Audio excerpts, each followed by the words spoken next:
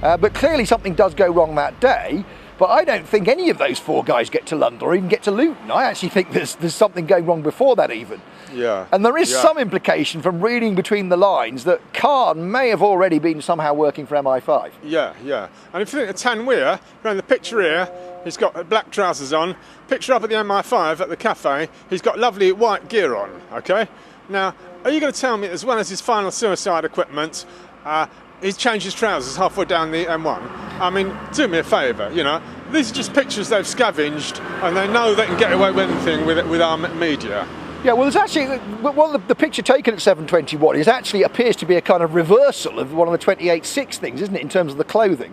It's almost like they've got the T-shirt and just reversed the colours on it. Yeah, they haven't bothered to do the mirror reversal of the shadows, the silhouettes. People might also like to look at some of the pattern with the rain as well, which caused consternation, because some people think there's a canopy outside Luton. That's why part of the picture shows the walkway here being dry and part of it showing being very wet. But there is no canopy. And actually, when we've come here today and it is raining, the bits that are wet, but the bits that show most wet on that picture are completely dry. Yeah. So again, it's almost like they've made up the picture to look like how they expect it to look. But when you actually come here and see it in reality, it doesn't match that at all. Yeah, there is a slight boundary here between the types of tarmac, but that's been enormously exaggerated in that iconic photoshopped image. Right. So one of the things that does come up in the Home Office narrative, and it's marked in a diagram, is they marked out the M1 down from Leeds to Luton, and they actually very confidently say the route taken by 3 of the men.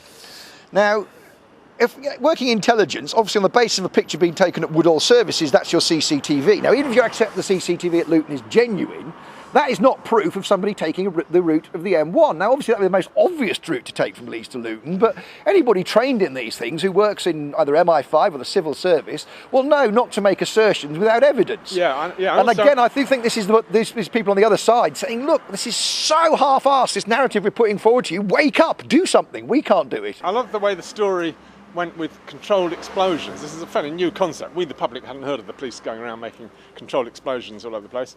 And controlled explosions started happening in this car park here in Luton. And there was about 9 reported. And this little Nissan Micra they're supposed to have driven down in was alleged to have about, 8 or 9 different bombs in it. This highly unstable stuff, TATP. So any controlled explosion would have blown up the whole car. Now we can look here. The cars are parked like sardines, okay? Absolutely chock-a-block. And if anyone had performed a controlled explosion, they'd probably be getting sued by indignant car owners, okay? Now, I'm going to check the local papers here, and there was a witness that did see 1 or 2 controlled explosions in this Luton car park that morning. Things did go bang, okay? There was 1 or 2 bangs went off. And then that number grew. This is a symptom of something that doesn't really exist. The number of controlled explosions grew in the subsequent media, and don't forget this story is coming over from America as well. It's partly the CIA is making up the stories, not only our own Metropolitan Police. And not only that grew, but the number of bombs in this tiny little Nissan Micra. The bombs had shrapnel in it, you know. And then Lindsay's car was parked nearby, and that had got a gun left in it. Just the sort of thing you'd do if you were going to, What, leave your gun in the car? Yeah, leave your gun in the car, yeah. You're going on a terrorist mission. Do you leave your gun in the car or do you take it with you, you know? So the main incoherence, at the end of the day, as far as I'm concerned, the main incoherence in the official story and the main proof of Islamic innocence came from the impossibility of the chemicals which they're alleging were used. Now, if they've got a whole lot of bombs left in the car, the chemical in those bombs has to be the same as blew up the trains. And it has to be the same as they also claimed was in the bath up in Leeds. So you've got 3 places where you have to have the same chemical, okay? Yeah. And they just can't do that. The story falls apart at the time. Eventually they show a picture of the bath, alleged in the Sun newspaper, I ask you, and it's got some dirty water in it, and we're told that it's the ubiquitous hydrogen peroxide, right? It's always hydrogen peroxide when Muslim terrorists are being arrested. Hydrogen peroxide and black pepper, okay? Now, I doubt whether anyone could get a bang out of hydrogen peroxide and black pepper, but if you could, it certainly wouldn't rip a train coach to shreds, okay? Yeah, no, absolutely. I mean, I've seen the effects of homemade explosives, as we call it in the services, and it doesn't have a high explosive potential like something like Semtex does or C4. To start wrecking metal, you need a very high intense explosive. And this doesn't fit that bill at all. It really doesn't. It'll blow out windows and things, glass, but not metal in that way. No way. And it's not going to start blowing things in the bottom of the tube as well. That's the point. No way. But that C4, well, didn't the real experts who looked at the train in the wake of the crash, didn't they say it might have been C4? Yeah, well, the first report of explosives comes from, I can't remember the guy's name, but he was... Chaboud. That's right, Chaboud. on secondment from French counter-terrorism. He says this must be C4 or some kind of military explosive, and he should know, he's an expert. Yeah. And it's only after that we suddenly get the finds in the baths up in Leeds and so on. It's almost like, oh my God, someone's let the cat out of the bag. If this is military explosive, this must be an inside job. We've got to counteract that with some dodgy evidence we can give the people. Well, the point is, about a week later, the suicide bomber story, homegrown suicide bomber, develops, and the lads they find don't actually know anything about chemistry, and have actually got no interest, never heard about how to make bombs. So that exerts pressure for the bomb-making recipe to be fairly simple, you see? Yeah. And they eventually did end up with a very simple recipe, but the trouble was that wouldn't have succeeded in really blowing up anything. And it's also highly unstable as well. It could just as easily have gone off in the car going down the M1 as going off on the trains, basically. That's the point. And what's interesting is that there's no authentic record of any chemical laboratory analysing any of these things as saying we have found this. Yeah, no, well, in the official narrative it talks about some kind of homemade explosive but unidentified chemical or something. The same is true in the Andy Heimer book. 4 years later, okay, this is the final story from the government top expert, and what is he on about? Oh, a funny yellow liquid bubbling away. Oh, sure, yeah, we believe that, yeah.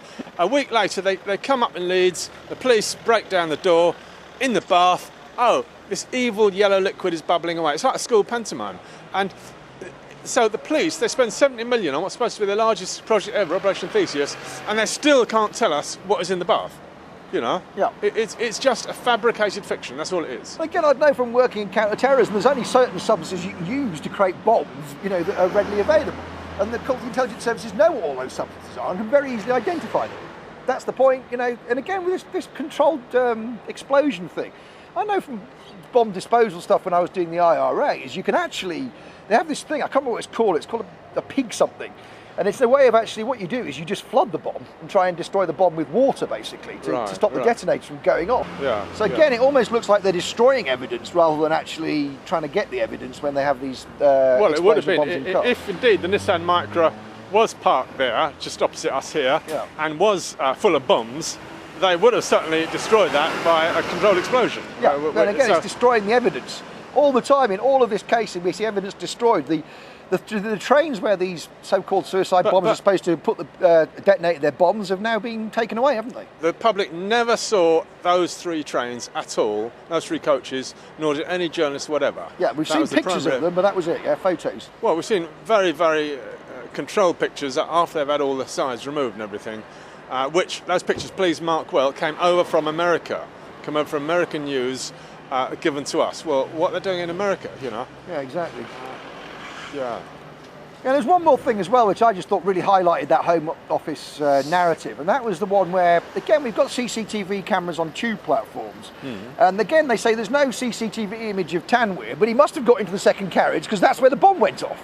Now, could you imagine if this had been a criminal trial and a copper gets up and says, he said, do you see him get out of the carriage? He said, no, I didn't see him, but he must have been there because that's where the bomb went off. That would be thrown out of court. The defence lawyer would have a field day with it, basically.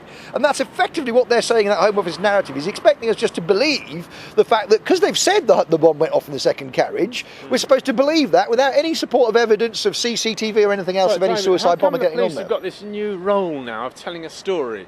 The police used to have the role of preparing evidence for a court case. Yeah. And now we find with this anti-terror stuff now, they are continually telling us the story. And the journalists are told, hey, here's this new leak, and if you don't print it, you won't get the next one. No, well, this is what changed with the Blair government, essentially, was suddenly this control of information and no on-the-record briefing of anybody, and no fairness about it. As you say, they were given the briefings. If you didn't repeat that faithfully and uncritically, you weren't invited to the next briefing. Yeah. And therefore you didn't get the information, therefore you couldn't do your job as a journalist. It was this complete control of any information coming out.